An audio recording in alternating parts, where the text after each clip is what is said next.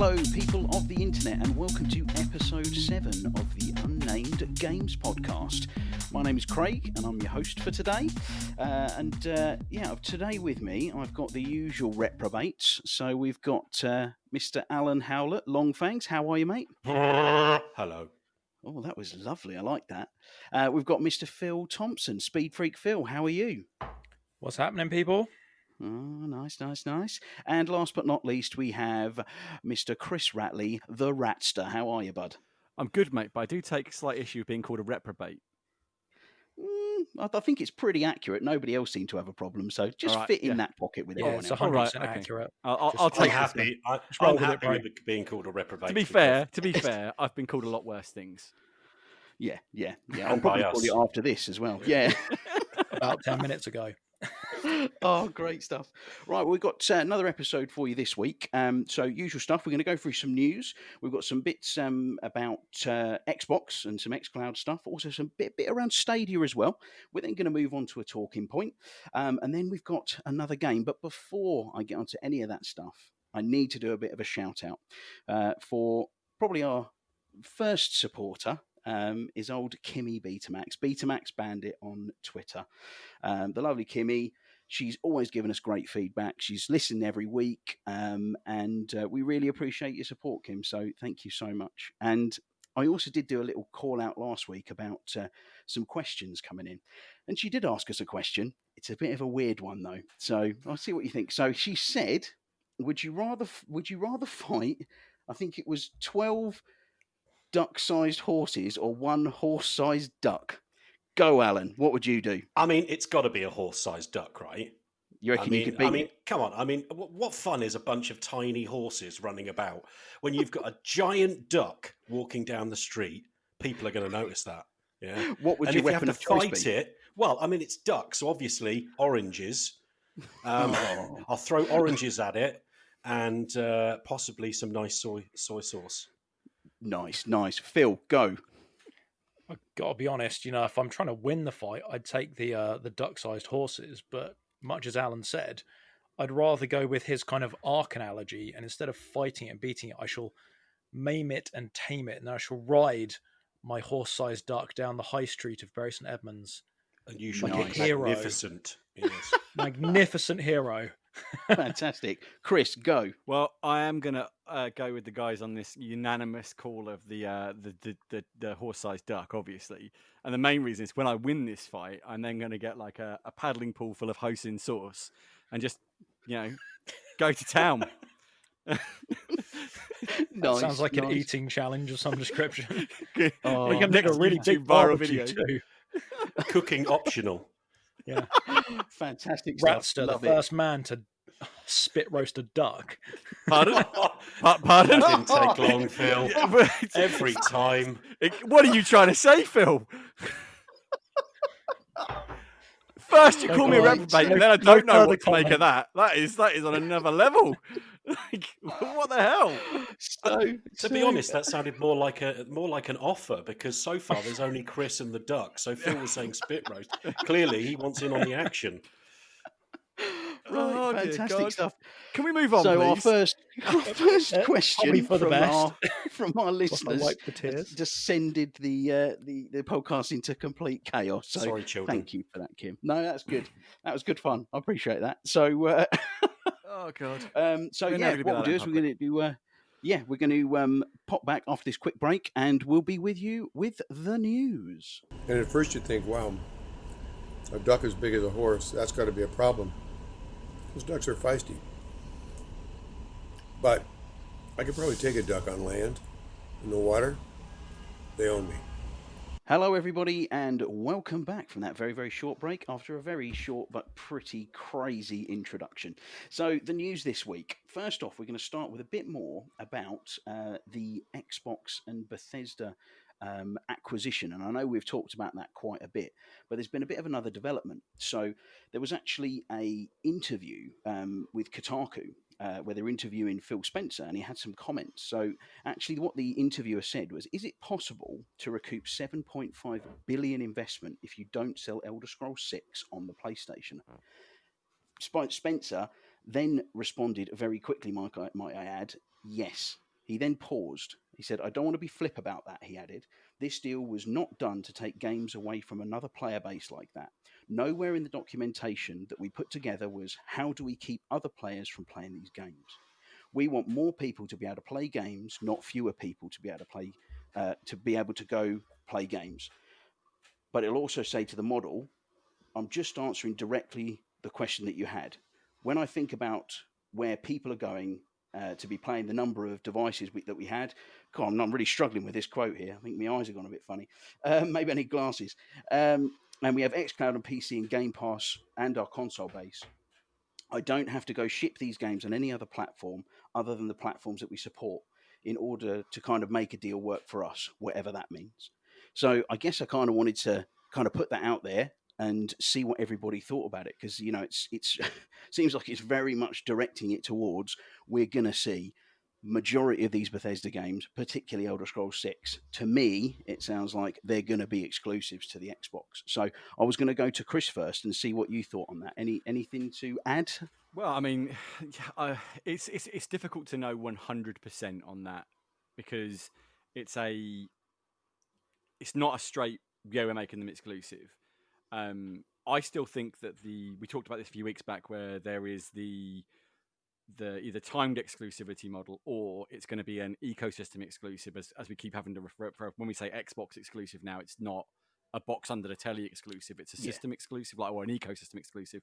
So whether that be PC and the box under the thing, and then the Android devices out there running compatible software that can play it, he's saying with those facilities, especially the Android one, that marketplace is enormous in terms of the people they could reach with it. So I guess very obviously the answer there is you could have 100 million PlayStations, and that's nothing compared to the amount of Android devices there are in the world that could run xCloud.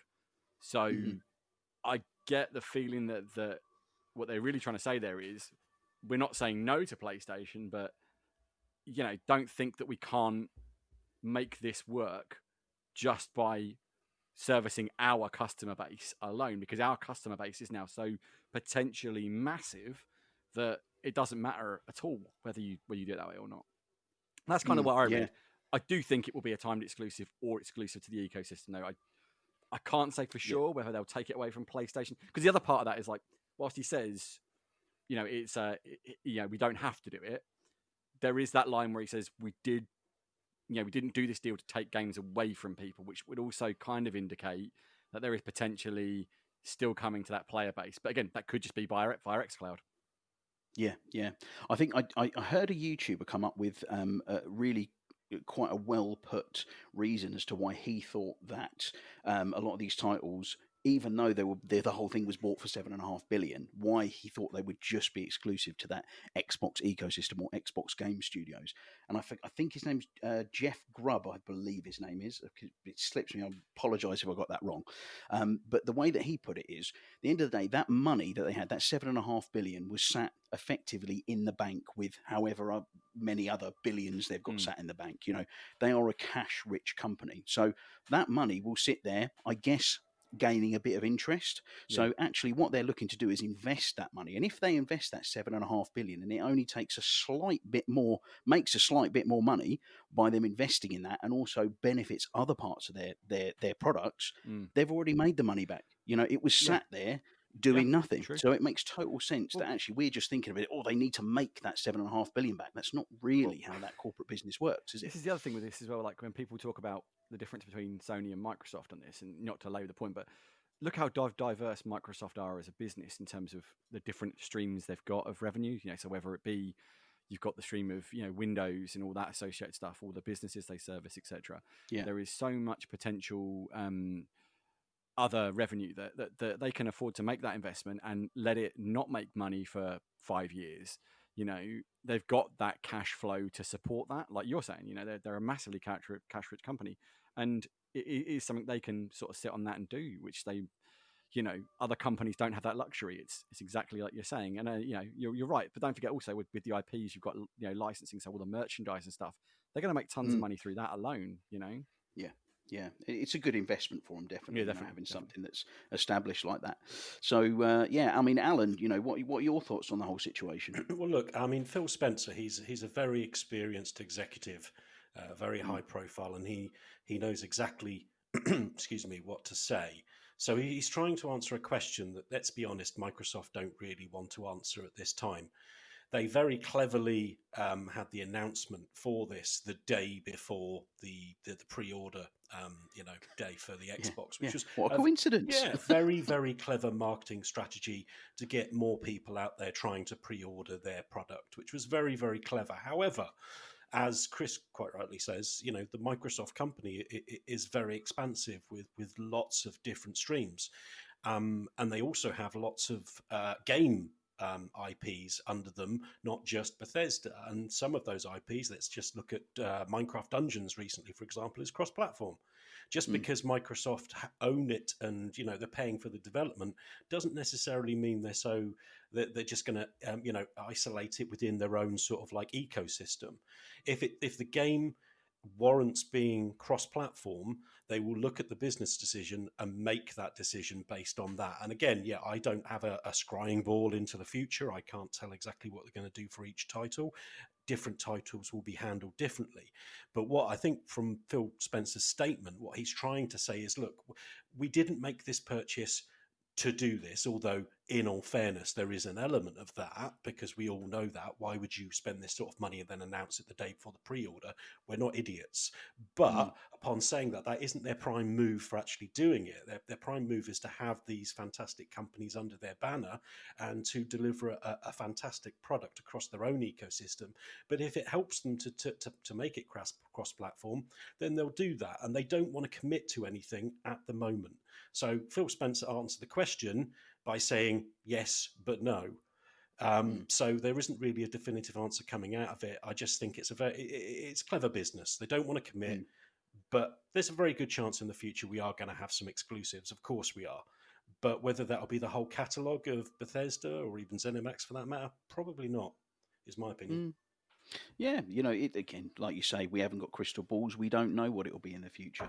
You know, he could be saying yes, it could go on other platforms. He could be saying, you know, everybody in the world pretty much has a phone, or particularly anybody who's going to be playing games is going to have a Exactly. phone, and so they've all got access to it going that way. But we just don't know. And I think Xbox have been very keen on their marketing about being very pro gamer, very friendly to gamer, Yeah. very, you know, gamer choice, and, you know, by putting games on other platforms, and that has kind of turned the tide a little bit from the whole Xbox has no games kind of situation, and it's getting some Yeah. real good positive spin on it. So I, I think they definitely don't want to dampen that flame down. I kind of think that again, it comes down to that same sort of argument, doesn't it? At the end of the day, I think they're quite confident in the ecosystem they're creating. What with XCloud, with Mm. the different platforms, with the S, with the X Series X, and they're creating this ecosystem where they want gamers to be involved in that ecosystem, and that isn't necessarily completely based on the IPs that they have under their banner. Yes, they Mm. are a draw, but they're trying to draw people into the bigger Microsoft family, where they might not even own an Xbox, but they'll still be wanting to play the titles that their software companies are developing. I think it's a Yeah. it's a clever marketing decision by them. Yeah, definitely. Right, Big Philly style. Any thoughts? Yeah, I'll be honest, I hadn't put much thought into it in terms of like money investment, like that streamer that you quoted mentioned actually, and that's an interesting thought actually. Yeah, if the money's Mm. in the bank, it's doing nothing. So I can kind of see the logic behind that.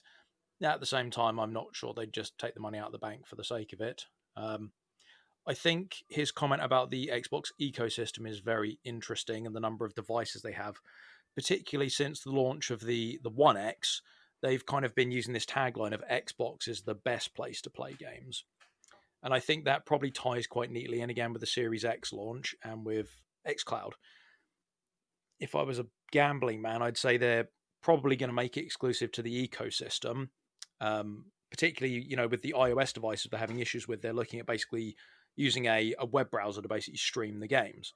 So Mm. I kind of think like the way they're not taking the games away from people is if it's a web browser based streaming that they use for xCloud, there's no reason you can't just open up a web browser on your PS5 or PS4 and stream the game. So your limitation then will be potentially some input lag and some just system lag in there, and probably resolution depending on the quality of your broadband. So with that in mind, everybody who's got an internet connection can get access to this game and they can play it. But actually, the best place to play it is going to be in the Microsoft ecosystem on a Windows 10 PC, on an Xbox Series S, on an Xbox Series X. That's kind of how I would interpret that. I mean, it's possible he might do like a timed exclusive or something like Bradley said, but I think it's very likely it's going to be exclusive to that ecosystem. But there will be ways for you to play those games on other systems. They just won't be the best way to play it. Yeah. No, yeah, again, really interesting kind of thoughts on it, really. I think once we know, in the next year or so, what their decision is on this, we'll have to come back to this episode and see what we said and go, oh, we sounded stupid, or bang, we were dead on. So you never know, really. But I feel like we need to put a bet on that. Like, basically, whoever was correct has to buy lunch or something. We'll be out of how come if lockdown you by win, then. you're buying lunch? Yeah. It's a bit like when it's your birthday, Chris, and you have to buy everybody in the office cakes. Yeah, you buy lunch and you lord it over the rest of us for being incompetent fools. So everyone else has to starve for the day. Is that what you're saying? Yeah. No, you just buy if them a nobody really wins, horrible lunch. Yeah, if nobody wins, Craig has to buy because he's the host. Oh, cheers. I like That's really nice you put me forward there. So I think, moving on, you made quite a good point again, just kind of focusing around Xcloud, the whole potential of it going into a web browser for iOS devices, because on Twitter, Tom Warren has actually put something up. It says Microsoft's Xbox chief has hinted at free TV streaming sticks for Xcloud. This could be a new entry into the Xbox series, in quotes, of devices. He also teases new tiers of Game Pass and confirms an iOS solution is on the way. So he's actually written an article about it, but that sounds, again, kind of really quite relevant to that previous point. If they're not taking stuff away from people, if you can buy a little streaming stick, then let's be honest, an Amazon Fire TV, what are they, 50 quid, if that? If you could buy yourself a streaming stick that you plug into the back of your TV for 50 quid with access to all of Xcloud and Game Pass through that is an incredible proposition and totally doable. I think it's really quite exciting if something like that does come to fruition. What do you think, Alan? Do you think that's a likely outcome? Do you think it's just a rumor and nothing's going to come of it? I don't know. I mean, from my point of view, I'm a console owner, and I'll always be a console owner. It's the same as, I mean, I have streaming services like everybody else does, but I kind of did a bit of shopping around at the beginning, and I found a streaming service that seemed to have enough content that was happy, because quite frankly it's a very diluted market these days. You can have 5 or 6 different subscriptions just to watch the stuff that you like, and that does mean that sometimes I miss stuff because it's on a different streaming service. But I think the actual idea is absolutely fantastic. I mean, at the end of the day, this is what Phil has been saying for some time. It's not just about the consoles, which I said earlier. It's about the ecosystem and the infrastructure, and having the ability, as you say, to literally just buy this one-time, fairly cheap, inexpensive, stick that you can plug into your smart TV and then stream and play games is fantastic. I mean, but however, if you're, and I think we'll be discussing this a little bit more further on in the podcast, as long as you're not worried about graphics, I mean, in general, if you're a graphics whore, like probably most of us are, then, you want the best possible quality, and you're getting a Series X because you want that frame rate and you want all the bells and whistles. So, for me personally, I wouldn't consider it as an option. However, it isn't aimed at me. It's aimed at people who perhaps don't want to spend £400 or £500 on a console, but do like to casually game once in a while and play with their family or friends. And therefore, this is an excellent way, without a massive amount of expenditure. You just pay a subscription every month, and you can choose whatever games you want, and you don't have to have all that extra incurred expense. So again, I think it's all part of this big sort of picture that Microsoft are building to kind of, as we've just been saying, it doesn't matter how you want to play. If you want to play on Xcloud, or you want to play on the console, or the iOS solution, it doesn't matter, because all the same content that will be there for you. So you're all part of the same community, no matter how you actually sort of like interact with it. I think it's a fantastic thing, and more options are always good, in my opinion. Yeah, Yeah, no doubt. I think, at the end of the day, if you can imagine somebody going into a shop going, "Oh, I want to buy a streaming stick," and actually you're looking at a bunch of sticks that they've all got Netflix capable, Amazon capable, Disney Plus capable, BBC iPlayer or whatever you like, obviously depending what country you're in. But then there's this one stick over here that's very similarly priced, if not the same price, that you can also connect a controller to and play games on. Exactly. Wow, I'll give that a go. For a lazy Saturday morning or something, I'll have a quick blast on Forza, or I'll just do a quick level on Katana Zero while I'm in bed, and just Also, have a quick a laugh. very quick additional point, as we're talking a little while ago about games, and increasing the price of games. Again, you kind of got to look at, how much you're spending actually with your gaming hobby. If you're not somebody like us who probably spends too much time playing computer games, then what's too much, you might ask? I'm not sure. But then as I say, if you're just a casual gamer, then you don't want to be spending £70 for each new game that comes out. Isn't it much better just to have this stick where you can just, as I said, pay a monthly subscription and play all the top titles without that huge amount of expenditure whenever something new comes out? I think that's going to be a big draw for some people. Yeah. Mr. Ratley, Chris, what are your thoughts? Well, I mean, there's a couple of things in here. I mean, one of the things that, like Alan was just saying, I think is a very key point is the casual gamer. Like, I know we're going to talk about Stadia in a little bit, which we won't get too heavily into, but one of the things I kept constantly seeing from people who are fans of Stadia is that they love that it fits into a really casual gaming sort of lifestyle. So, I mean, we're not even talking like people who just don't play a lot, but like dads, very busy dads who don't have a lot of time. They said one of the things that got in the way of their gaming time was to fire up their console, whether it be an Xbox, a PlayStation, or even their PC, and to find out that they had a 20 gigabyte download or a 70 gigabyte download, and you don't get that with the streaming service. So there's certainly an audience for this kind of device, and it makes perfect sense for Microsoft to look at this as an option. Whether this is just a vaporware thing or not, TBC, I'd be very surprised if this isn't a real thing. It just makes sense when you look at how Microsoft are building that packaged ecosystem together. Like you've got the console for the hardcore, like Alan was saying. You've got PC for the super hardcore, for the people who want all the power all the time. And then you've got that casual audience, or more casual audience, because it's not even just going to be casuals. It's going to be people who just have different scenarios. Like, for example, you might have a console at your house, and at your partner's house, just have a streaming stick. So when you're there in the morning, like you're saying, fire it up, play a couple of levels while your partner's in the shower or something, while you're waiting to go out for the day or something like that. There are sort of a load of situations in. Like having some recent experience with the way Xcloud works, we were playing Sea of Thieves the other week, Craig, and if you remember, I was having to wait for my console to do an update because I came in and because my broadband isn't great, it had a 20 gig update to do, and I was like, oh, for God's sake. So I hopped on with you guys on Xcloud to start. It was me, Phil, and Craig, actually, with someone else we know. And we played along for a bit, and I was like, all right, guys, the console's updated. I'm just going to jump off, and I'll see if I can rejoin. If not, you have to invite me back in. Dropped out of the Xcloud session, fired it up on my One X, and Sea of Thieves just went, oh, you were in a session. Do you want to resume it? And I was like, yes, I do. And to see that flexibility means that people are going to have this ability to just swap between devices like that as well. So it's a way of putting more devices into one home or multiple devices across multiple homes.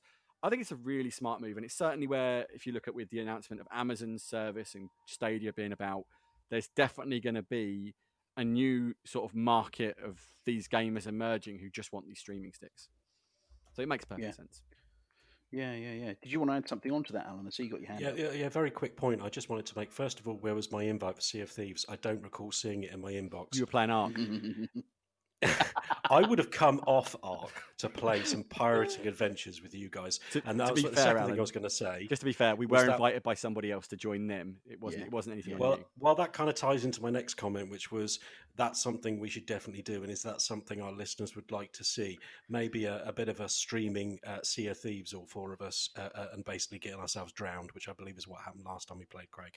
Swashbuckling adventure, if you will. I like Indeed. the sound of that. Aha. The same thing happened where I put a big barrel of explosives behind Phil and shoot it and set the whole boat on fire. I wasn't very popular.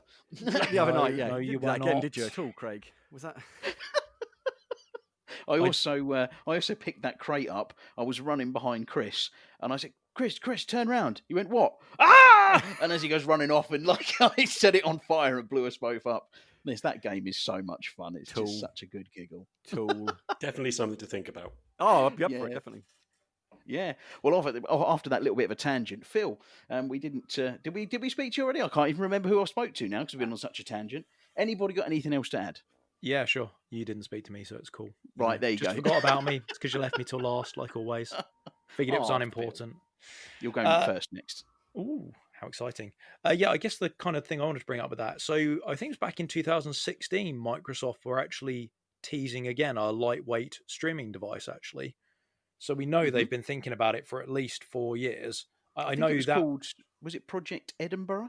Yeah, I think that was it. I can't remember I just couldn't find the exact code name online when I was searching around for it. But I do know they cancelled the hardware quite soon after teasing it. I think it was maybe only like out for 6 months or something, or like the idea was thrown around for sort of 6 months. But they've obviously taken that project, and although they cancelled the hardware, I'm guessing they've redeveloped it as the infrastructure has improved. So, I think it's a very, very real possibility that they're going to do this streaming device. I think, again, kind of like what Rasta said, where it's like, you'd have it as like your secondary device almost. Like, you'd have your Series X downstairs on your main TV, and then maybe you have your streaming stick upstairs in the bedroom or in the spare bedroom. So, when Alan argues with Ellie and she kicks his ass, he can go and sit in the other room and play on it. Never happens. I don't do anything wrong. You're an absolute angel, Alan, I've no doubt. But yeah, I can see that, in a very, real scenario. Also, like in the case of you, Craig, you got 2 kids, buying 2 Series X's along with your Series X. That's a lot of wonga. Picking up a streaming stick for each of the boys at 50 quid, for example, that's a significant saving. And I happen to know for a fact that you're getting some very speedy broadband coming soon. 900 meg, baby. Exactly. So you're one of the few people out there that's not going to have kind of, download limits on there. You're not going to have that problem where maybe it's compressing it and it doesn't look particularly great because you haven't got enough bandwidth. So actually, I think, these streaming sticks are a very viable option going forward, particularly for the gaming side of it. It's going to save people like yourself money. And, for other people who don't want to have to buy 2 consoles, don't want to keep unplugging it just to go sit in the other room so don't piss off the missus, there's a very real market there. Yeah, I think that kind of streaming box probably became the Xbox SAD, all digital S edition, if you remember that. Because Microsoft, almost to their detriment, I think, over time, have been first to the party with lots of things. If you remember back in 2013 when the Xbox One was announced, one of the big problems was the whole game sharing, always online, always having to be connected, the DRM kind of stuff, which, let's be honest, that's what happens now. Like, so many people who are, digital, with their games. PC, it's been like that on ages for PC, but I think they were just a little bit Steam. too far. Yeah, Steam's been a purely digital platform for many years. Yeah, and I would imagine that you've got. Digital. Yeah, I'd imagine that you've got something like that streaming box that actually maybe someone like Phil's come along and gone, you know what, that needs to go on the back burner because we release that. It's just not going to sell because the world isn't ready for it yet. Yeah. And actually, we're getting to that position now where there's more and more faster broadband coming out. We're on the dawn of 5G happening. Obviously, it's a fairly sizable rollout for something like that, but it is coming. So these kind of hyper fast broadband speeds are becoming a reality. So this is now actually becoming a viable project. And I know we briefly touched on Stadia. I decided for the first time I've actually had a go with Stadia because, I've never really been. I don't have the most amazing broadband. It's not bad, but they recently released the demo for I think it's Immortals Phoenix Rising. I think is the new name. What used to be Gods and Monsters, which was a much better name, in my opinion. So they released the. Agreed. I did hear somewhere that Monster Energy had sued them or something. There's I a don't know rumor if of that's that, just a isn't there? rumor. Yeah, Which is insane. Anyway, moving on. They put the demo up on Stadia. So actually, if it's free to play and you can try it on your browser, I'm going to give it a go. So I've tried it. I've got around sort of 60 or 70 meg broadband, and I played the game. I had a little go with it, which I've got to say, boys, it is excellent. I really, really like it. Looks fun. Yeah, it does look good. Really cool adventure fantasy. It's got a bit of comedy in it. It looks really enjoyable. Hasn't it got like 2 narrators that are constantly arguing? That really reminded me of Black and White, which was, do you remember Black and White? Yes. I used to love the good and evil narrators on that. They just made that game so fun, and I think that is the same for Immortals. Yeah, I think it's Zeus and Poseidon, I believe, who are both arguing with each other. But it's really good fun. But my point about the streaming side of it is, again, I don't know if it's just limited because it's only a free account. I don't know if you have to have a premium account for better quality images. I don't know, but it was poor, the image quality. It ran well, and the input lag was very, very minimal. I couldn't hardly notice it, to be honest, but it did look like I was playing an Xbox 360 game. It was so soft, all the edges. So I'm hoping that demo is still going to be available when I get my hyperfast fiber, my 900 meg fiber installed, so I can actually see if that makes a difference, or if that is just generally the kind of quality that we're going to get from it. But streaming, it is coming. Is it for us? Maybe not, but it is certainly, there is a market for it. But kind of moving on to the next point, as I am talking about Stadia, kind of moves quite nicely into it, I suppose. There was a tweet that came out from, I believe he is the creative director at Stadia Games and Entertainment Montreal. It used to be Typhoon Studios. So he came out with a tweet around streamers. So he said streamers worried about getting their content pulled because they use music they didn't pay for should be more worried of the fact that they're streaming games they didn't pay for as well. It's all gone as soon as publishers decide to enforce it. The real truth is that streamers should be paying the developers and publishers of the games they stream. They should be buying a license like any real business and paying for the content they used. Now, this has kicked up a right storm on Twitter. I'm having Nintendo flashbacks here. Right, yeah. Yeah, just a bit. So, yeah, so I mean it's a pretty controversial thing to say. I mean, even to the point where Google have come out with a response, and they said the recent tweets by Alex Hutchinson, creative director of Montreal Studios of Stadia Games and Entertainment, do not reflect those of Stadia, YouTube, or Google. We believe that publishers and creators have a wonderful symbiotic relationship that allows a thriving ecosystem to be created.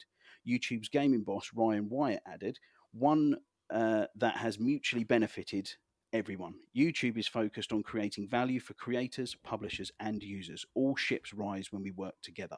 So it's two very, they've obviously had to come out and sort of put that fire out pretty quickly. And I guess I wanted to see if you guys had any thoughts on it. And as I promised, I'm going to go to you first next, Phil. So you better be ready. Oh, steady on, mate. Don't rush me. What were my thoughts on that? That, yeah, like you said, a very controversial tweet. I can kind of see where he's coming from a little bit. Like, they spend all this money making it, and then you're streaming it, and you got people like Ninja making millions of pounds a year streaming Fortnite, for example, and Fortnite don't see any of the revenue. But then, arguably, on the complete other side of it, where that tweet is completely unjust, is that actually because Ninja streams Fortnite, they've then sold or got however many millions of players around the world playing that, because they've seen Ninja play it and gone, you know what, that's great, I want to play that. And then they get the downloads, and then these people spend all the money in their stores. So I kind of see both sides of it, but I think, streamers paying game developers to stream their game, I don't see that happening at any time. Realistically, I think, like they said, the symbiotic relationship with, we've made a game, this massive streamer is playing it, that's going to promote your game. I suppose a bit like football clubs, you buy a nice expensive player, people go, oh, that guy's going to play for that team, I'm going to start following that team. Yeah, I think it's absolutely mental, personally. I think, that it's effectively all they're getting when YouTubers and streamers are playing their games. It is free advertising. They don't have to pay anything for it. They might, sponsor that player, or they might give them free skins, which, let's be honest, they don't worth it. There's no value in those. It's just free stuff they're giving to them. But, it's just free advertising. I mean, what are your thoughts, Alan, on the situation? I think I kind of think the complete opposite. I don't agree with what Phil said. Firstly, completely the opposite side of the fence. I agree with what you just said, which is that I don't understand why they don't see the positive benefits of people streaming. However, I'd like to go back to my previous reference to Nintendo. I mean, when they did that, everybody else said it was madness, but they didn't care. They carried on. They kept hitting people, videos being taken down. It's all very well for the boss of YouTube to sit there and go, yeah, we've got a symbiotic relationship, but he doesn't make the decisions from these developers and these companies at the end of the day. Yes, common sense dictates that it makes very good sense for companies to have streamers playing their games because, as you said, that's free advertising. But let's be honest, common sense isn't always there, especially when it comes to big business. And it would be a real concern because whilst you might have the reassurance of these top executives, that isn't a confirmation. And there are plenty of YouTube content creators who've been penalised or lost any money from their videos because they've been hit with copyright infringements due to music playing or showing a certain video. The Nintendo era was particularly quite, there was a lot of streamers very vocal about them basically being hit with cease and desist orders and getting no monetary compensation for the videos and the money they were putting on, and that's their revenue, that's their income. It's not like us, we're just doing this for a bit of fun. These people are trying to make a living, and if you can't guarantee a return on the content that you're creating because a massive multinational company is going to come down and say, oh, that game belongs to us, we're going to charge you for actually, or we're going to make you take it down.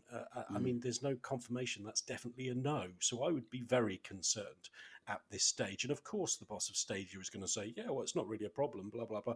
They want to sell their product. However, from a streaming side of things, I would be very, very concerned.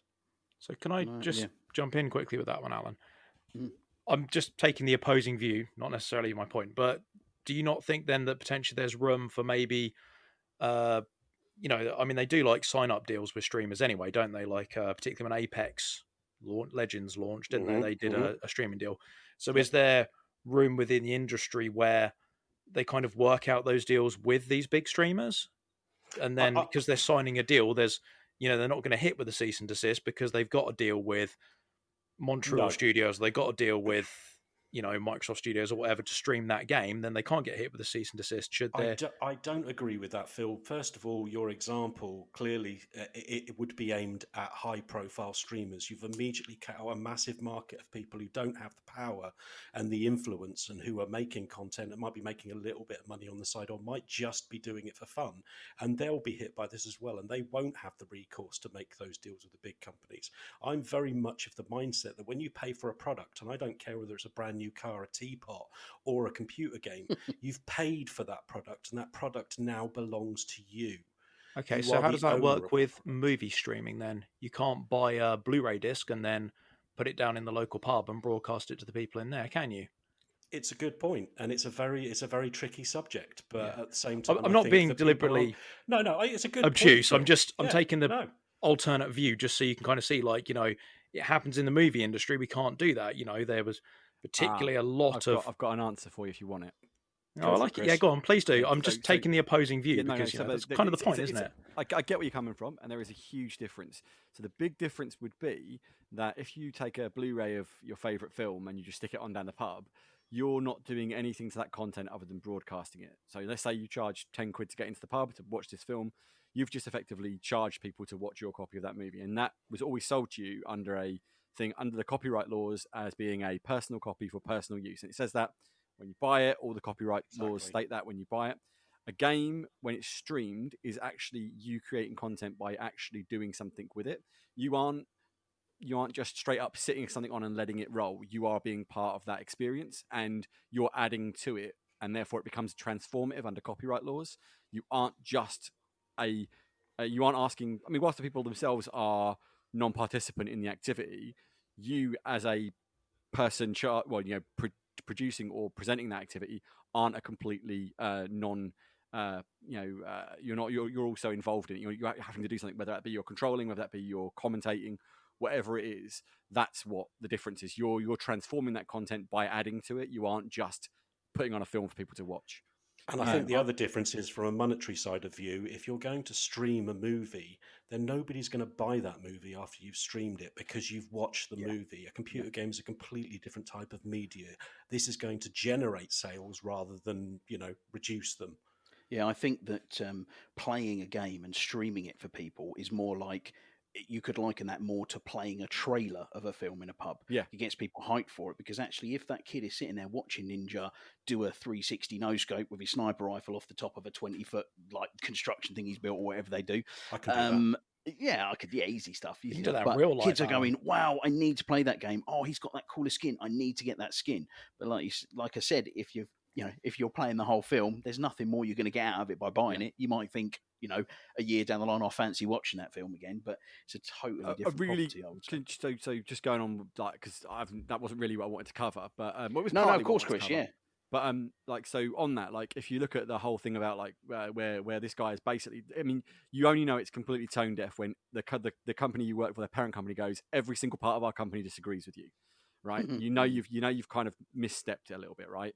Not only that, but as we all know that in, I think it was 2015, Nintendo decided that they were going to come in and just absolutely have YouTubers who were making YouTube content, and went, nope, we're not interested. If you make YouTube content with it's not Nintendo stuff in it, we're having half your ad revenue. End of. And instantly, overnight, they saw YouTube creation for their content, and that just disappear. Like, it got massively shrunk down. Anyone who could afford to stop streaming or showcasing Nintendo content just stopped, because they're like, nope, not doing it. You're not having half my revenue. Tough. It was only the very exclusive channels that remained. 3 years later, Nintendo abandoned that because they realized it was suicide. They were losing exposure. They were losing people giving them positive spin. So Nintendo released a great game and people weren't playing it. They could see that was having a actual impact on their sales. So you can see that what streamers do isn't just a case of, well, streamers and content creators, so not just people who stream it, people who make YouTube videos about it. The fact that it's out there and kids want to watch it, like you were saying, like, kids are a big market for streamers. Ninja is a prime example, but you can list off in the past 5 years like a list of games. So you've got, like, for example, Fortnite was obviously huge because of the streaming aspect. PUBG was a nothing game which was made by streaming. Yeah. More Among recently, Us. in the last 6 months, we've had Fall Guys. Fall Guys literally could not handle capacity because of streamers and the activity around streamers doing it. Everyone suddenly was playing Fall Guys. And then most recently, the biggest one is Among Us. Among Us is a 2-year-old game which was basically dying on its backside. And then a couple of big streamers picked it up and were like, this is well good fun. And people got to see how much fun it was to play that with friends. And suddenly it's the biggest game on the planet, like, in terms of streaming. Like, every man their dog is streaming it. It's memed everywhere, and it's so successful they've now canned the sequel to it, and that's all because of streamers. So if anyone is tone deaf enough Chris, to say, my kids at school at break time, all the kids get their phones out and they sit there playing Among Us. But because it's so easy to get in, it's all on a phone. They absolutely, it's mad everywhere. Sorry, that's I the power of streaming. But and this is exactly it. It's like that game was going nowhere. It was a nothing game. It really was. It was a small indie game, but it was a great concept. But it just needed to be discovered, and it never would have been discovered if it wasn't for streamers. So for the guy at Stadia to be this literal tone deaf to the world that he operates in, it does make you a little wonder. But we only have to look at the effect that streamers have had on so many games now, and some of it's really toxic and bad. Like, there isn't always good things to come from streamers, and let's not pretend like streamers are the best thing since sliced bread. Some streamers aren't great and they encourage toxic behaviors, etc. And some of the stuff, like, there's been some very shady things happen with streamers and skin sites, etc. So it's got to be watched, sure, but to say that they're not benefiting the publisher, you'd say they should pay a license to massively up the publisher or developer's sales of these goods. It's like, are you crazy? Like, why would you like? And you raised the point, Phil. Apex paid basically every major shooter streamer to play Apex for about a week, and look what it did for Apex Legends, right? Apex Legends came out of nowhere, and everyone was playing it on Twitch, and then boom. And you only have to look further than that. How Google, when they made Stadia, went, if you're watching a gameplay on YouTube, you click a button, you're straight into it on Stadia. Luna is coming from Amazon. They've blatantly gone, if you're watching this on Twitch and you want to play it, you just click a button and Luna starts up and you're playing it. That tells you how important what streamers do for game publishers and game developers is. I get how you could, at a very, very base level, go, oh, well, it's like a music, someone's streaming music. It really isn't like that at all. These guys are actively bringing people to the platform and actively bringing people to these games. Without them, the audience is going to get smaller, or it's harder to find. You can't get your game out there as easily for some cases. And Bottom line, it's always about money. Yeah. This is why Nintendo did it 5 years ago. They thought they could make more money by charging the streamers, and then realized it hit their business. So, I think they need to make sure that that this doesn't happen to the streamers, And also, and that they have confidence in actually streaming the games without knowing there's going to be any repercussions. and going back to just one last thing, and I will shut up then, I promise, 'cause I've had a bit of a rant there, and I am aware that it's kind of my We're running out of speciality. time as well, Chris. Yeah. So one last thing is, we talk about money. There's a flip side to that. Is like, if we didn't have streamers showing us how great games like Among Us and PUBG and Fall Guys were, these are tiny little developers who make phenomenally good games that would never be seen, and they would disappear, and we'd only ever get EA, Ubisoft, all this kind of stuff. Now, I love a lot of Ubisoft games. I love a lot of EA games, but if we only wait for those studios to produce these games, we will never see these games, and that would be really sad. The gaming industry would be lesser for it. Absolutely. Yeah. I just want to make it clear, I was only picking the opposing point. I know. Don't believe that. We know. Yeah, I get gotta do it, it, haven't and I'm we? not having a go at you. It sounds like I'm shouting at you, and I'm not. I'm just. It really wound me up to read. Damn you, Phil! Really wound me up to read this guy. It made me worry. My initial thought was, God, no wonder like Stadia's having issues when someone who's that high up in Stadia is that tone deaf or blind to what goes on in his own industry. That really. So it's like, Oh. So yeah, no, I think some really great points there. It's there's so much to dig into with a lot of these facts because they're really really complicated and they're not just cut and dry black and white. There's a lot of grey areas to a lot of it. But like I said, we're running low on time now, so we're going to move on to the next section. So we're going to take a break and then we'll be back with our talking point of the week. See you in a sec. You hit Marine? No, sir. Then listen up. Usually the good Lord works in mysterious ways, but not today. This here is 66 tons of straight up HE spewing divine intervention. If God is love, then you can call me Cupid. What about that scarab? We've all run the simulations. They're tough, but they ain't invincible. Stay with the Master Chief. He'll know what to do. Yes, sir, Sergeant. Thanks for the tank. He never gets me anything. Oh, I know what the ladies like. Hello, everybody, and welcome back after that short break. So we're now back with our weekly talking point. And this week, there's been a tweet come out from Microsoft, I think it was on the Xbox channel, with the Master Chief Collection. It's been announced now that it's been optimized for Series X/S. And it's going to have 120, so I'm really liking it in the background, 120 frames a second. It's going to have improvements in its split screen. So it's really, it's enhancing again on a fantastic collection. As you know, I really like that collection. It's, up there with my top favorites.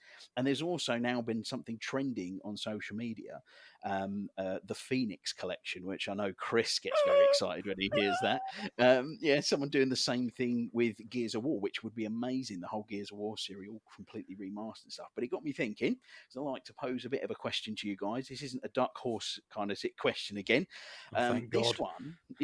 This one is, so if you think about a game collection, can be from any period, and it doesn't matter if it's licensing here, licensing there, whether it's possible. It's just pie in the sky. If anything goes, what would you have as a remastered game collection? It could be back from the Space Invaders days, brought up to current graphic standings, whatever you want to do. So what would you have as a bundle remade together? So I'm going to go first. I'm going to go to Mr. Allen. What would you have, my friend? Well, I did have an answer all prepared for you, but now that you've mentioned Space Invaders, I think I'd really love to see Space Invaders with some proper light tracing and some volumetric crowds, and that would be amazing, wouldn't it? No, that's not my answer.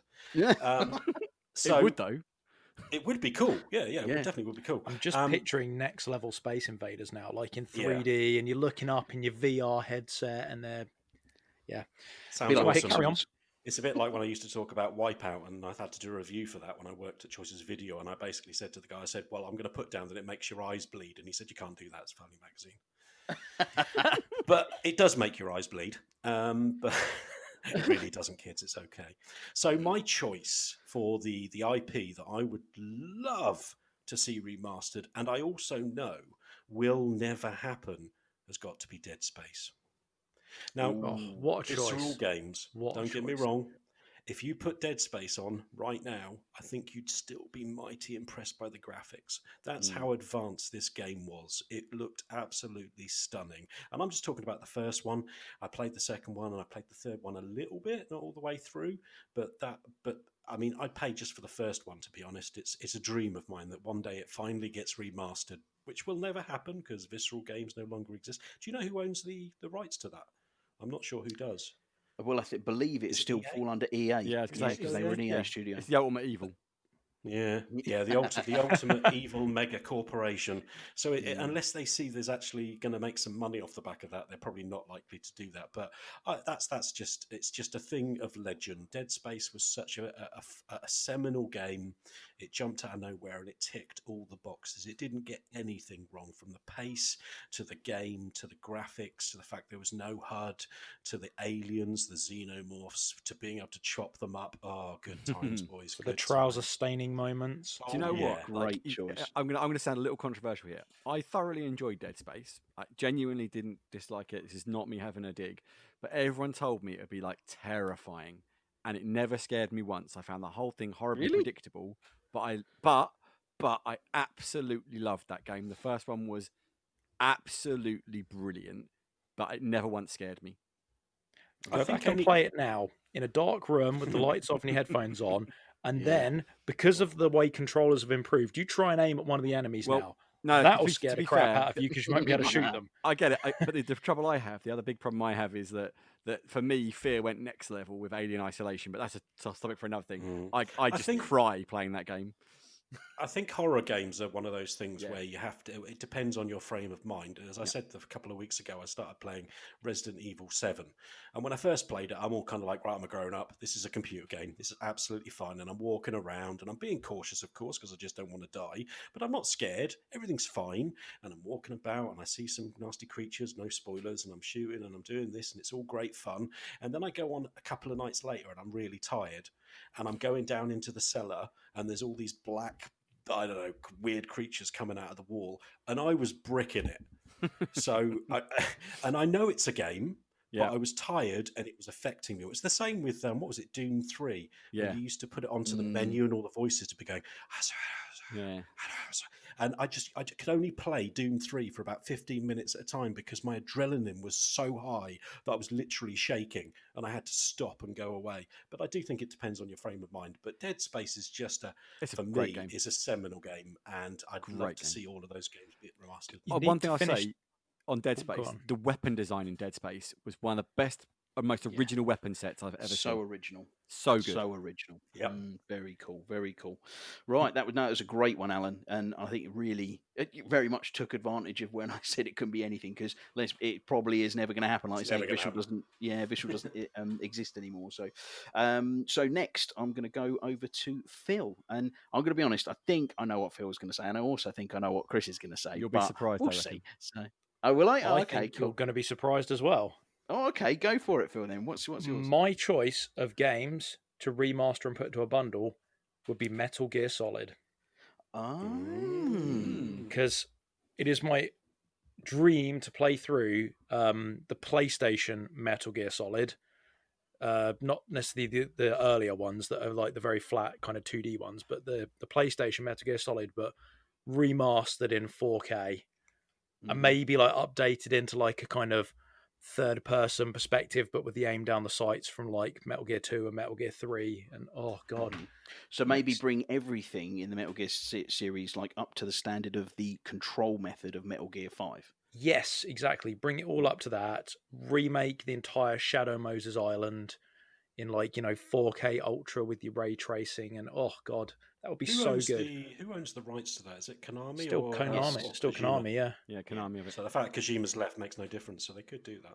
Yeah, there's a real chance that could happen. I mean, I think some people would say that's sacrilege, but I'm on the boat with you. I think that would be awesome, because you go back to them. Yes, there's some really great, very original kind of gameplay choices that Kojima made in those games, but do they hold up? And like, if somebody had never played it before and didn't have the nostalgia and went to play it now, would they think it was as great as it used to be? I think 3 is the only one that still kind of holds up, because obviously one's like the isometric look, 2, they've got the aim when you aim down the sights. You use the left thumbstick to aim for up, down, left, and right instead of the right thumbstick. So it's just horribly confusing and breaks my brain. Well, Whereas 3 went to that more universal, like clicking the stick, and then you could aim with the right stick, and that's the kind of the modern-esque way that moved over to 4 and 5. And actually, the other big reason why I want to do it is I'm hoping if they did it, they might put it across all platforms. Maybe Metal Gear Solid 4 might make it off of the PlayStation 3, and then that would be amazing too. I'm So I'd afraid, love to my play that opinion, again. just like Chris, I have a controversial opinion. I absolutely cannot stand the Metal Gear Solid games. You've said that before. I think to me, Staying out there's this one. certain points I disagree with, but Metal Gear Solid 4, as far as I'm concerned, can just live and die on the PS3. Never want to see that game again. If I have to watch another 50-minute cutscene of some bloke standing there with helicopters flying Well, over they need his to head add and tanks skippable running in. cutscenes, obviously. I don't want to watch a game. part of I the want to master. bloom and play it. Yeah. Oh, that kind of it's a little bit about when we were talking about streamers before, actually, that, it's some games that are all cutscene. I can see why they would get a bit grumpy about that, because that's all you can get from a game, and that is pretty much with Metal Gear Solid 4. I felt all I was getting was watching something. I could have watched it on YouTube and got just as much of an experience. But it had some great gameplay in between, it however did. limited and small I'm it was. sorry, Phil, but when you've got to start a sentence about a game where it said it had some good gameplay, I mean, you're not selling it, my friend. You're not selling it. Well, it's all about the gameplay, isn't it? I mean, the 25-hour campaign was probably about 8 hours of gameplay. Yeah, that's an very true. exaggeration. It was. but, I think very true. the best way to talk about that was it was very much a attempt to transform the media of games to a far more interactive movie, and it basically went to the point where people were going, "But I want to play a game, not watch a game," and that's exactly what you guys have said. And that was the big kickback. Yeah. And then they came out with The Walking Dead, and let's not talk about that. was it Wolf Among Us was the other one as well? Yeah, the Loved Wolf Telltale Among Us. games. Anyway, moving on to the point, because we're digressing again, and that was my fault probably because I started the digress. Chris, so surprise me if you're obviously not going to do what I thought you were going to do. You thought I was going to say Mass Effect, didn't you? Of course I did. Yeah. Well, let's be honest. That's like the world's worst kept secret. So we know that's happening. So there's no point going, oh, if I could choose any game, I'd choose the one we know is happening, right? Obviously, Mass Effect would be right on my list. But there's actually two. One which is kind of like, it'd be a bit of fun. I'd like to see it. And one which it's Alan will probably appreciate. It's very old school. A certain era in that. So the first would be Guitar Hero. I'd love to have a bundle of all the Guitar Hero games. Ooh. I loved Guitar Hero. I loved it. I never really played 1, but 2, 3, and that were great. Yeah, they got overplayed a little bit, but I'd love to go back, revamp the graphics, maybe take advantage of some of the newer technologies and get a nicer version of it. Love that. That'd be great. And then the main one, though, the one that I would love to play again and really get stuck into and see what they could do, like in terms of an art style and a reimagining almost, would be from my ZX Spectrum days, Dizzy. Oh, Disney, Treasure Island Dizzy. Treasure Island Dizzy, Magic Land Dizzy, so all these things. I would love to see all the Dizzy games from Codemasters bundled up and put onto a full, whatever they could do in 4K. Like some of the art style you could do with those would be absolutely like mental. Ori. Like how cool Ori is, like those beautiful artworks behind it. That would be so cool. And a shiny egg, with ray tracing off it. There could be all sorts of things you could do with it, right? And Dizzy was a game which I can remember, like sitting playing Dizzy with my sister, with my brother. Like we would sit there and play games and the specky, and they were always so solid. Dizzy games, like they were fun. They weren't the most taxing puzzle games in the world. You could probably revamp them and make them more tricky. But it was just something which I can remember having like hours and hours, and it was something we look forward to. Hours of fun with it, and a new one would come. Magic Land Dizzy's dropping. Let's get Magic Land Dizzy. It was the first game series where I was like, God, there's a new Dizzy game. Yeah, and that invariably came with its first disappointment as well, because they did a Pac-Man clone with Dizzy called Fast Food, and of course we're like, oh yeah, Dizzy game, and it was just this Pac-Man clone. It was like, and not a very good one. And it's like, oh. I'm starting to remember why, as a gamer, I wasn't that popular when I was younger. Probably because I was walking around saying to people, new Dizzy's out. And they were thinking, what a weirdo. But how good is Dizzy, right? Dizzy was one of those great games. And I'd love to play Dizzy again. So whether it be Treasure Island Dizzy or Magic Land Dizzy. And if you're listening to this and you don't know what Dizzy is, right? Do yourself a favor, like find a Specky emulator or a C64 emulator and have a play.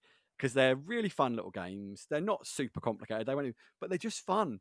And they're harmless and they're great. And I would Yeah. love to play Dizzy again. A revamped Dizzy would be the best. I do not know to this day why it's not been done, why they abandoned Dizzy. I just don't get it.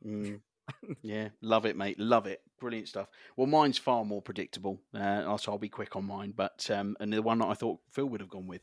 So it's Knights of the Old Republic 1 and 2. Oh, that is a good yeah, choice. Oh, that's. Both of those Yeah.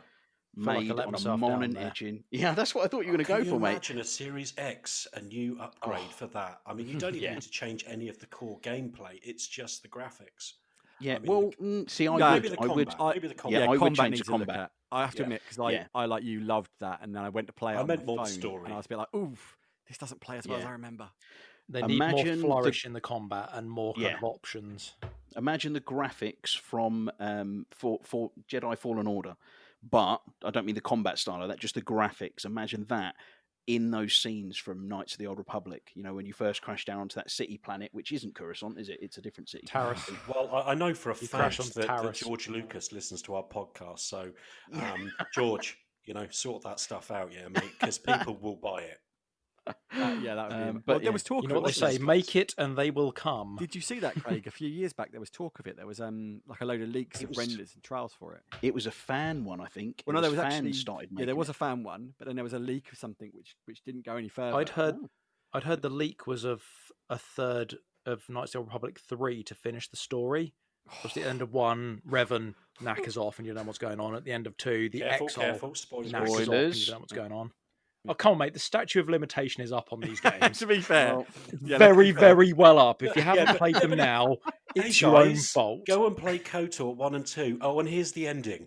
Yeah. Enjoy.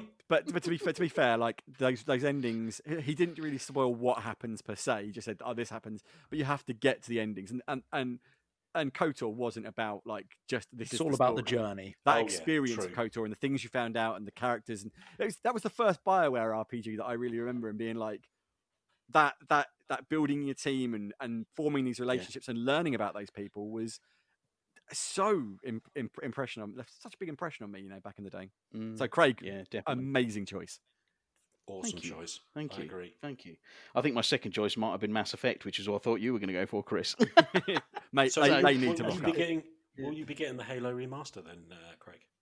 Ah, Or the optimized? well, you know what? I might be getting it because it's a free upgrade. That's Thanks for bringing right. that up. Yeah, nice for you. Add that on. Yeah, so if you own it already, or if you have Game Pass, you get it for free. Yep. Sounds good to me, 120 mate. FPS, I believe. See, Yeah, again, yeah. yeah. bang through that. I know we keep banging on about this, Microsoft being we keep sort of seemingly just sucking up to Microsoft, but in terms of like everyone bashed the Master Chief Collection when it launched, right? That got absolutely slaughtered, and actually, to be fair, absolutely deservedly so, because the Master Chief Yeah. Collection at launch was garbage, right? Yeah. The concept was brilliant, but the things but they have stuck with that, and they have taken that from strength to strength, and we're now going even further beyond. No one would have expected to have bought that and now be looking at a full Series X upgrade on it, when it was launched and all this stuff. It's phenomenal that this is a package you can buy, and if you're a old school Halo fan, you can play it, and it's going to be in 4K, Series X upgraded, 120 FPS, and then you, at a click of a button, just switch back to OG Xbox One mode, and it'll be like that is going to be just something to see the progression from that switch of it's OG insane. Xbox One to, and this is what we get now. Can you imagine how the difference that is going to make? Actually, that reminds me about how many times when it first came out, and you could flip between the old graphics and the new graphics in Combat Evolved, and you just spent like the first hour just going, "Oh look, old graphics, Yeah. new graphics." Oh. Almost giving yourself an epileptic fit from flicking it backwards and forwards Do too you know what? quickly. Yeah. I remember playing it as co-op with a friend of mine, and he's a big Halo fan, and we were playing it on the day of release, and we just constantly get to points to go, "Oh man, have you switched? You've got to switch the graphics back and see the difference, man. You've just got to do it." And it's like it probably took us about an hour longer to finish the game, just because of the times we'd stop and go, "Oh, look at the oh."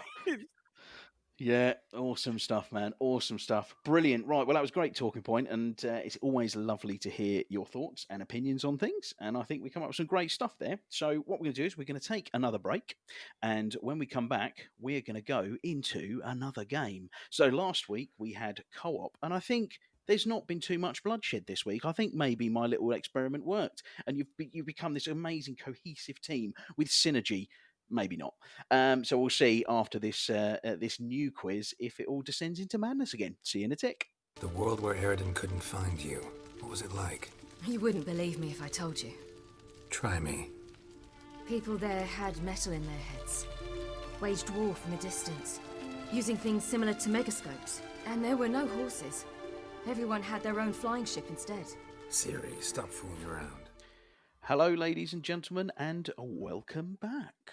So it's time for the game. So these boys don't know what the game is this week. I haven't told them beforehand, so I'm going to explain live on the air, see if they get it. So the idea is I have got 10 games, okay?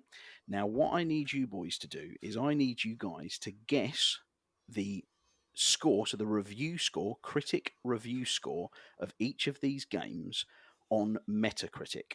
So I've done Metacritic just so it's got an average, because I know we all read different kind of platforms and have different ideas about the scores on games. So it's kind of more of an average across the industry. Now the idea is, let's say if I picked a particular game and the actual score was 100, so it was 100. It's on the 100-point scale, so 10 out of 10 or 100 out of 100. If you were to say guess it at 98, you would score 2 points. If you were to guess it at 90, you would score 10 points. Now, the idea is to have the lowest number of points at the end of the 10 games. Yeah, if you like, yeah. How's that sound? Is it clear enough? Yep, sounds clear. Sounds reasonable. Fantastic stuff. Right, off we go. So, game number 1, and I'm going to go with Phil first. Game number 1 is GTA 5. What was the Metacritic score for GTA 5? Oh, God. That's going to have been pretty high, isn't it?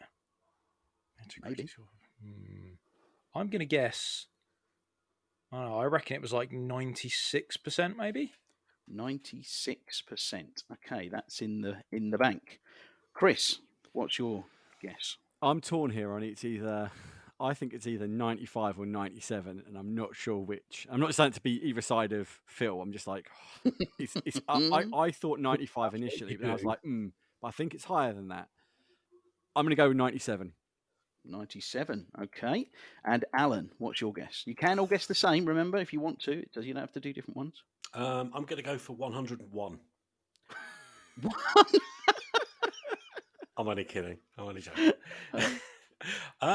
So I generally don't win these quizzes, so I'm not trying to be completely accurate here. I think having a game as good, even as good as GTA 5, up there in the 90s, I don't know, seems a bit. It's a great game. Don't get me wrong, but just because it's a great game doesn't mean everybody liked it. I'm going to go with 89%. 89%. Okay, so I can tell you that game on Metacritic, the score for that, and I must add in as well, these are all Xbox One editions of the game. So if they're on a PC and PS3 or PS5, sorry, a PS4, get it out of my mouth, because we all have an Xbox console. I've done the Xbox variants of them. So the actual score on Metacritic for that was 97%. So Chris, you were absolutely bang on, and that's 1 point for Phil, 0 points for Chris, well done, and 8 points for Alan. So a little bit behind that, but none of you were far off. I could see Alan's logic, though. I have to say, I think that was a smart play. When he said that, I was like, oh no. Yeah, I've made a horrible. But you did well. I appreciate the confirmation after there, Chris, despite the fact that I'm still going to lose. Thank you. I really appreciate that. I did genuinely think I made a bad mistake. Genuinely. Right, next game. Next game is Gears 5. And I'm going to go Alan first. Right, okay. So, again, a very popular game. But at the same time, I think 90 is perhaps a bit high. I'm going to go for 84% on this one. 84%. Okay. Then we're going to go for Chris next. I'm feeling Alan's vibe, but I think for me, 86 is where I'm going to plant my flag. 86, flag planted. And Phil? I'm going to sandwich right in the middle there with 85. Not again. Just because that seems like a very warm and cuddly position. Ooh. Right. Well, the score on that, I can tell you, is 84%. Oh, bang on, Alan. Yes. Nice, Alan. I got a question Good right. work, I'm so Alan. happy. So, but you all scored well on that one. So Alan on 0, Phil on 1, and Chris on 2. So looking good. And I'm going to have the running score right at the end. We'll tally them all up until we get there. Okay, so the next game, an Xbox exclusive, and one of the best Xbox exclusives, if you ask me, Sunset Overdrive. And I'm going to go for Chris first. It's a brilliant game.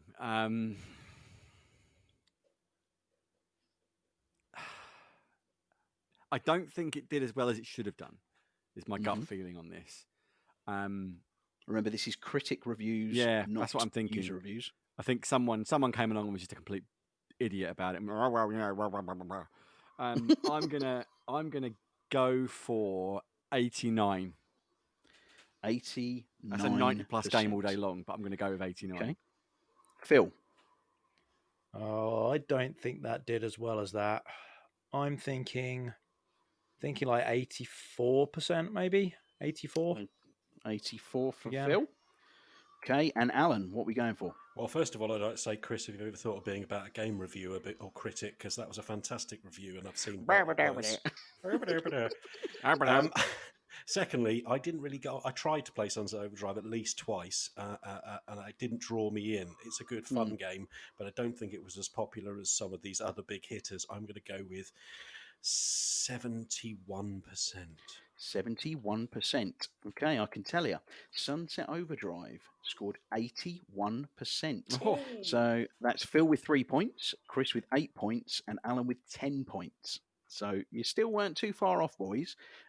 But yeah, it's. I was feeling 79, but I was like, no, it's better than that. It deserves more than that, and I just overshot it quite heavily. 79, yeah. Chris, you sure it wasn't 10 less than that? Hey! Moving on to the next. This is why we need a woman on this podcast. We need to get a lady's opinion here. It's a sausage fest, isn't it? It is a bit. So the next game, I don't know if anyone's played this one actually. It's called Ark Survival Evolved. Ark Survival Evolved. Never heard of it. I'm gonna go Alan first on this one. I'm not going to lie. Okay, there is a massive Ark community, and it's also across multiple platforms. And this is specifically the Xbox version, remember? Yeah. But I'm saying specifically, it was very well received by the actual players. I don't think it was as well received. I mean, it depends, especially at the early stages, because it was a game in development for a long time as well. That could have an impact on it. I'm going to think it's fairly low, to be honest. I'm going to go with 67%. 67%. I'd give it 100. I'm going to go. Right, go on, Chris. What's your guess? The number that jumped to my mind is the flip reverse of Alan's. I was going to go 76. 76. Nice. And Phil? Oh, I'm thinking again. It probably didn't score too high. I'm gonna sandwich in the middle once again and go with a 72. 72 score. We're gonna have to start charging you, Phil, if you keep sandwiching. It's getting hot in here. So yeah, quite a bit of a bounce off the previous mention that you said, Alan, and it was actually 69. The score on Metacritic on that one. So you were really close, both of you actually. So that was 2 points for Alan, 7 for Chris, and 3 for Phil. So after that great start, it's all falling apart here. Yeah, that's it. Yeah. Still so obviously the key with this is to get that total score from 600 and whatever it was, 700 whatever it was, down to 0. Oh, you're kidding! I thought it was who got the most points. Oh yeah, well, you're doing really well then. No, score 1 for everything, Alan. Yeah, it's actually not. It's pretty close, and it can swing really easily. If you're at 10 points, it's going to swing the board completely the other way. So we're going to move to a more modern game, Marvel's Avengers. And first off is Phil. Oh God, that's not going to have done well, is it? How low do you want to go? Yeah, interestingly enough, I did receive an email that I think I posted into the group to you boys, but I'll take to the listeners as well. An email that I sent to the group titled, "Please play my game." So it was basically an email saying, "Oh, thanks for playing our beta. Here's your first free purchase in our store. We'll pay for it for you." So they're effectively saying, please help us. The 14 people who are playing it, we can't make them together because they're on in different time zones. Please play it as well. But my message to Please you play our guys, game. my message to you people out there, Square Enix, is put it to about 15 quid and I'll consider it. Anyway, Phil. Yeah, I'm going low with this one. I'm thinking like 65 maybe. Yeah, let's go 65. That's a pretty low score considering the amount of money they spent on it. Yeah. Right, Alan. 43. 43. Oh, scolding. Yeah. God. Oh, we get the It right could number go there. really well, or it could go very badly. Yeah, and Chris.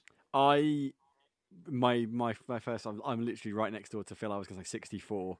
I think the player review probably is around the 40 mark, I would imagine, but I think the critic review is probably somewhere in the region about 60-ish. Yeah, so 64. 64 you're going for. Okay, so after that, I can tell you that it was 67. So we have Phil on 2 points, Chris on 3 points, and Alan on 24 points. Ouchie. Highest score! Yeah! Alan's playing his own game. He's happy. He's going to win this. Yeah. He'll win even if he loses. Yeah. Let's not reiterate the rules at any point. Nobody needs to know. Yeah, right. So next game, a bit of an older game. One actually, I think Alan played it. I played it for a little bit. I know Alan played it for a bit. I don't know if the other guys did. 7 Days to Die. Oh yeah. And I'm going to go for Chris first. Never played it. Don't really have any kind of awareness of it, so I have no idea on this one. This is going to be literally me going random number. We'll just go. Do you want me to tell you what the game's about? Or 71, no, mate. 71. 71. Shoot for it. Okay, Alan. 58. 58. Had zombies in it. You did, yeah. Zombies and building. Yeah. And digging. Phil. I did a lot of digging. Sorry, You Phil. did. I remember you digging a tunnel that was about 5 miles long in that game. Yeah. It was like I was trying to escape from Alcatraz. Yeah. Right, go, Phil. I tried to play this game and it, in my opinion, was pretty terrible. I'm going with like 50%. It can't be better than that. It didn't play well. I can confirm, yes, it was utter garbage, but a lot of people liked it. It was 35%. Oh, that hurts. That might have hurt you a bit, Chris. Yep. I think I've just taken your win, Alan. Suck it. Can't even You're beat taking away my losing victory. How rude.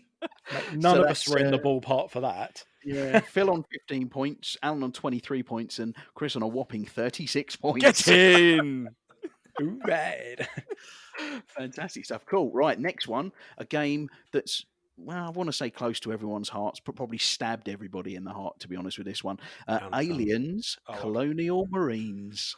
Oh. So I'm going to go Alan first on this one. I actually played that game all the way through, and it was an absolutely dire game, but it was Aliens, and it was still blooming good fun. And I played that with Jules, who was here a couple of weeks ago, so you can probably guess what sort of experience that was.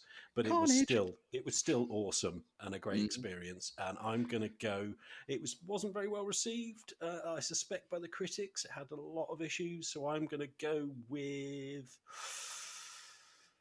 45. 45. Phil. Mate, I haven't got the faintest clue for this game, but I seem to recall it was particularly badly received. I'm going to go bang in the middle. I'm going to go 50% again. 50 on the nose. Loves it, doesn't he? Chris? So I have tried to bleach my mind of everything to do with this game. I mean, so to give you a clue, we've just discussed previously, I'm a huge Aliens nerd, and I have so much pointless collectible Aliens crap. Like I've got a shooting script from the original production on the wall. I've got signed photos and all sorts of stuff, like tons and tons of collectibles. And the only thing I refuse to keep in my collection is a copy of Aliens Colonial Marines because it's garbage of the highest order. It's Are you going to give it a 0 out of principle? Crap. I don't. Yeah, genuinely, like I haven't got a clue. I know it's bad. I would even. It doesn't deserve what it got because it's more than 0. There's one. That's actually. I'll rephrase it. There's one good section, or maybe 1.5 good section in the entire game. It's broken, shitey, and excuse my French.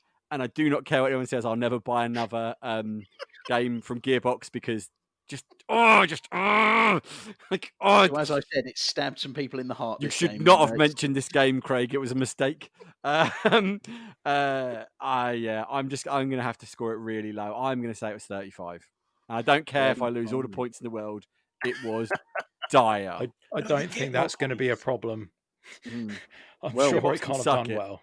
Literally, I'll never buy another one of their games. Well, to be honest, none of you were that far off. It scored 48% on Metacritic. Was I the closest? You weren't. So you had Phil on 2 points. You were on 3 points, Alan, and then Chris on 13 points. I'll take them happily because it's still not low enough.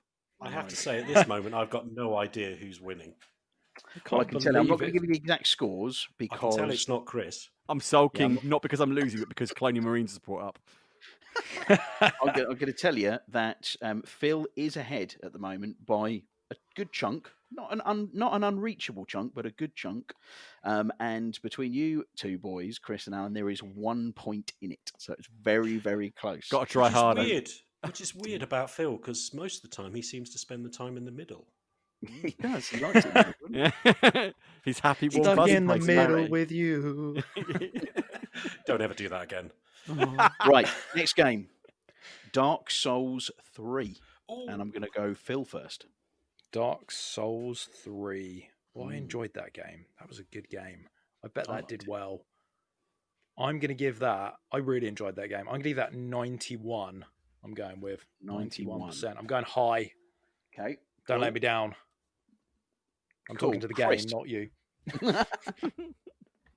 So, yeah, I mean, I think pretty much all Dark Souls games have been fairly well received, I think. I have a feeling that it's one of those games that might suffer from it being given to a guy on staff, go, oh, yeah, here, review the Dark Souls game, then going, I hate Dark Souls games. And I'm like struggling through it and hating every minute of it, and therefore giving it a score it doesn't necessarily deserve. Because I wouldn't review Dark Souls particularly well, so I'm going to say it's a 78 because someone marked it down because they're an idiot. Okay. Alan. Well, I do know that the hardcore Dark Souls audience was not as happy about Dark Souls 2 because I believe the original creator took a step back for number 2. But he did come back for number 3, and I do believe there was a significant return to form from the first one where they were very much lauded. So I'm going to go with Phil on this one. I think this is going to be a fairly high score, but at the same time it is for a hardcore gaming audience. So I'm going to go with 86%. 86%. Okay, I can tell you the score on that one was 87%. Woo! Wow. So Nearly Alan, on 1 the point for nose. you, 4 points for Phil, and 9 points for Chris. So Balls. Chris is he's See in ya, last Chris. place now. I'm happy there. Right. Next game, Division 1. Alan. Ooh. Oh, No, that's not. Yeah, go on, Alan. Alan. Oh, that is a tough one. I'm not sure. I mean, it was a good game. I don't remember reading any particularly bad reviews about it. There was some concerns, but and obviously they made changes as we went along. But the Metacritic score, I'm going to go in the low 80s for this one, 82. 82. I'm going to go for Phil next. Yeah, I don't think that game did amazingly, but it didn't do terribly either. I'm going to go with 80. I'm just going to go 80? straight 80 on that one. Nice. I reckon it did an 80. Okay, Chris. It was a very mixed bag of reviews for Division 1, much more so than Division 2. There's a reason I went to you last. Yeah, I'm still not sure though. To be fair, because I'm not sure how far it got dragged down. Because it was really polarizing. Some people were like, "Oh my god, this is the game I've been waiting for." Another game, no, you know, That's that same critic again. yeah, same critic came and ruined it. I'm going to say it was a 79.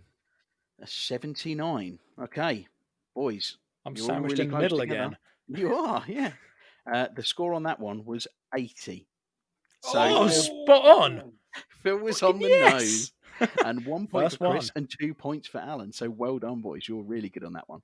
Okay, so last game, and I would say last but not least, but in my opinion, last and very much least, Fallout 76. Oh. Chris. 54. 54. Love it. Bang. Straight out with it. Phil. Oh, this didn't do well, did it? I want to go 45. 40. Bloody hell. 45. Oh, mate, it was terrible. Alan bought it at launch for game sharing. It was...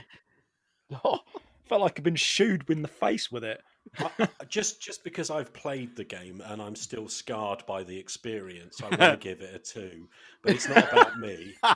No, you're just trying to rob the win. You're like, I can score low enough. I can take it away from Chris. I can take his moment of victory. Whether I win or I super lose, I don't mind either way, man. But I'm gonna. I still think that there was still a little bit of sentimental sort of like looking at games from Bethesda at that point. They hadn't quite lost their zeal, if you like. I think this is right up until they charged £13 for private servers anyway. And still until they started realizing they were going to sell their company and started doing their customers out of money. But let's not go into that. Cynical. What a polarizing perspective that is. And for another discussion, I'm going to go with 63. 63 from Alan. Okay, boys. Fallout 76. Boom. 49 on Metacritic. So that's 4 points for Phil, 5 points for Chris, and 14 points for Alan. So that now puts the leaderboard. So I know that we can all tell who the clear winner is. Clear winner is Phil with 35 points out of 0. I've done well today. My first victory. Well played, mate. I'd take a lap in my room, but I'd knock my microphone over, and that would be terrible. I'm afraid I have to kind of take the victory, the energy away from your win. We love that you've won, but everybody really wants to know who's lost out of Chris and Alan because it is close. Any takers? Who do you reckon, Phil? Who's lost out of them two? Oh, I Ratley stacked it big time in the middle there. So they call it in the mountain biking industry anyway when you hit a tree face first. Just a bit. Right. He stacked it hard. I'm thinking Ratley's last. Chris, you're on 84 points. Alan, you are on 87. Yes! I got the most points! Oh my days. Do you know what? I'm disappointed in myself because I really, when you said Colonial Marines, I just wanted to go naught on principle. I really wanted to go naught, but I didn't. I played the game and I should have just called it at naught. But yeah, congratulations, Alan. You deserve the lot. Thanks, man. I got the most points. I couldn't be happy. I want to thank my family, my parents, my wife for constant support, the cats for keeping me calm, and Nescafe for keeping me awake. Oh, great. Man, that was a great game, actually. I enjoyed that. That was a good laugh, yeah. I'm glad you... Can you see why I need to do a spreadsheet for the scoring system now? Jesus, yeah. So, yeah, I'm glad you enjoyed that, boys. That was really good fun. I quite like putting it together as well. So that's about all we've got time for. Again, as per usual, we've run over what we intend to do. I think we've just got to kind of say to ourselves, this is pretty much how long the podcast's always going to be because we all waffle too much. We just do it. Just want to kind of say to everybody again who is listening, thanks for listening each week. We do really appreciate it. And again, if you want to send any questions or anything in, just drop us a tweet or a message at Unnamed Games Pod, and also, you know, wherever you're listening, if you can subscribe, you know, make sure you get the episodes delivered to you so you don't miss anything. You can view us on YouTube. It's a bit boring at the moment as it's only a static screen behind it, but we do plan to do some videos soon. We're just working through some technical issues because it is difficult through this whole COVID situation. We can't be in the same room. But still waiting for my plastic surgery to set in as well. You're beautiful, Alan, and everyone will see it soon. Thanks, so anyone. from me, that's a bye, and that's a bye from Phil. Bye-bye. A bye from Alan. Adios, muchachos. And a quiet bye from Chris. I'll be seeing you. See you later.